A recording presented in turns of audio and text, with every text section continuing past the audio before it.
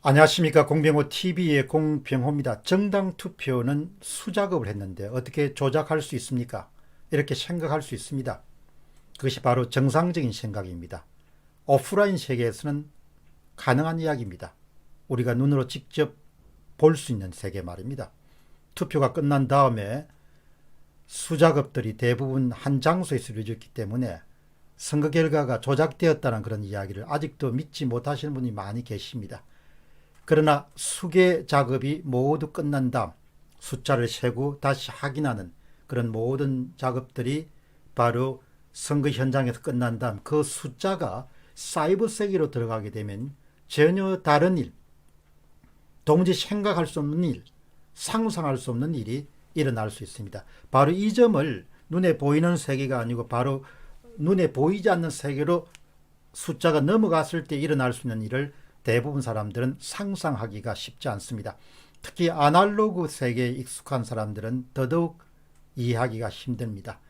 며칠 밤을 새워가면서 바실리아 TV의 조슈아 님이 분석한 정당 투표 득표율 결과에 따르면 여러분 놀랍게도 통계라는 숫자라는 관점에서 보면 특정 정당의 표를 인위적으로 몰아주는 일이 광범위하게 진행되었음을 확인할 수 있었습니다. 또한 특정 정당이 다른 정당의 표를 슬쩍 훔치는 일도 다반사로 일어났음을 알 수 있었습니다. 여러분, 이것은 바로 확정된 것이 아니고 최종 결과인 득표율, 각 정당의 득표율을 엑셀 자료를 분석하는 과정에서 나온 통계적 분석 결과가 정당 투표에서도 투표 조작, 개표 조작 행위가 발생하였을 가능성이 매우 높다는 점입니다. 정확한 결과는 오늘 오후 한 3시 무렵부터 공개되는 인터뷰 형식으로 공개되는 공병호 TV와 또 바실리아 TV가 가지는 인터뷰 형식에서 전격 공개될 예정입니다. 공병호 TV는 정당 투표 조작 가능성 문제를 여러분과 함께 심도 있게 논의하고 공유하기를 원합니다. 흥미로운 것은 방송에서 충분한 설명이 앞으로 주어지겠지만 지역구의 사전득표율과 비례대표의 사전득표율에는 손을 대는 방법이, 자료를 마사지하는 방법이, 자료를 조작하는 방법이 아주 다르다는 사실입니다. 광범위한 통계적 개입이 어떻게 이루어졌는가를 비교할 수 있는 그런 기회를 여러분들이 갖게 될 것입니다. 지금 참으로 중요한 일이 진행되고 있습니다. 4월 30일이 되면 선관위의 서버에 보존된 자료들이 폐기된다고 합니다. 이번 사건의 실마리 가운데 하나가 바로 중앙선거관리위원회에서 유지되고 있는 서버가, 각종 서버가 바로 정거 보존용으로 확보되어야 한다는 사실입니다. 따라서 이제 막 움직이기 시작한 미래통합당은 우선적으로 중앙선거관리위원회의 서버를 정거 보존용으로 신청하는 것이 너무나 중요합니다. 여러분, 다시 한 번 더 강조드리겠습니다. 4월 30일 날 선거관리위원회의 서버에 보관된 일체의 정보가 폐기된다는 그런 소식이 들립니다. 이번 사건의 실마리 가운데 하나가 바로 중앙선거관리위원회 서버가 정거 보존용으로 확보돼야 되는 것이 대단히 중요한 일입니다. 아직도 국내외 중앙일간지나 방송사는 4월 15일 총선의 조작 가능성 문제를 일체 보도하고 있지 않습니다.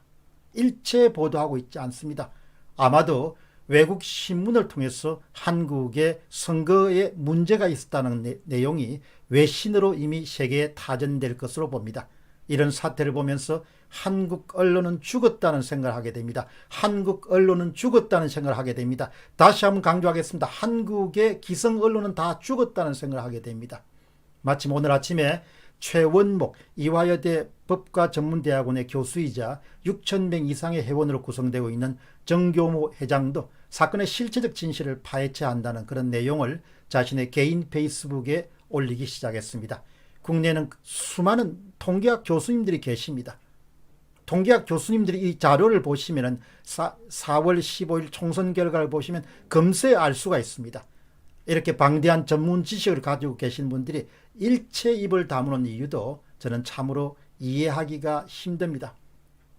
한 사회는 빵만으로 살 수가 없습니다. 사회는 결기라는 것이 있어야 됩니다. 사람도 결기가 있어야 되고 사회도 결기가 있어야 됩니다. 여러분 지난해에 홍콩의 시위를 한번 보시기 바랍니다. 그 시위에서 여러분 뭘 느꼈습니까? 정의에 대한 결기, 자유에 대한 갈급함, 이런 게 사회가 있어야 살아있는 거죠. 선에 대한 결기, 정의에 대한 결기, 올바름에 대한 결기, 진실에 대한 결기, 사실에 대한 결기가 있어야 되는 거죠. 그런 데 대한 분노가 있어야 되는 겁니다. 선을 왜곡하는 것에 대한 분노가 있어야 되고 정의를 왜곡하는 것에 대한 분노가 있어야 되는 것이죠.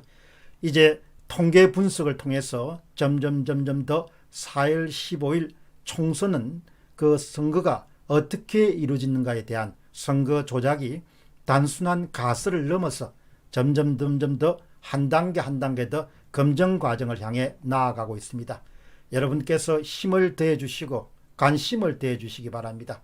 체제를 건강하게 유지하는 것은 저만의 이야기가 아니고 여러분과 다음 세대 모두와 연결된 것입니다. 다행스러운 것은 늦게라도 미래통합당이 움직이는 것은 바람직한 겁니다. 그러나 충분치 않습니다. 당선자들이 나서야 됩니다. 낙선자들도 물론이지만 당선자들이 단순히 당선되었으니까 문제가 아니고 당선되는 과정에서 더 많은 표차를 가지고 이길 수 있음을 세상에 증명해 보여야 됩니다. 여러분 낙선자가 나서는 것은 참 쉽지는 않습니다. 당선자가 한번 까보자, 내 투표함을 한번 까보자 이렇게 외치고 나올 수 있는 미래통합당의 정의로운 그런 당선자가 나오기를 바랍니다. 나는 이미 당선됐으니까 나는 아무 상관없다 그렇게 말씀하지 마시고 나는 이미 당선됐지만 내가 얼마나 표를 상대방이 부정적인 방법으로 가져갔는지를 한번 검증하겠다. 내가 시범적으로 검증하겠다. 그런 분들이 나오셔야 되고 특히 종로에서 대패한 한교안 전 당대표가 먼저 나서야 됩니다. 한교안 전 대표는 아마 3~4% 정도 내외로 패배했을 것으로 우리는 예측합니다. 그러니까 10몇 프로로 패배한 것이 아니고 아주 근소한 차로 패배한 것이죠. 그것을 국민들에게서 입증해서 보이면 정치적으로도 재개할 수 있는 그런 기회를 저는 잡을 수 있을 것으로 봅니다. 당선자가 나서야 됩니다. 미래통합당의 당선자들에게 부탁합니다. 여러분들이 나서셔야 됩니다. 여러분들이 나서셔서 여러분 스스로가 선거에 불미스러운 일, 조작과 같은 부분을 여러분 스스로가 입증할 수 있기를 바랍니다.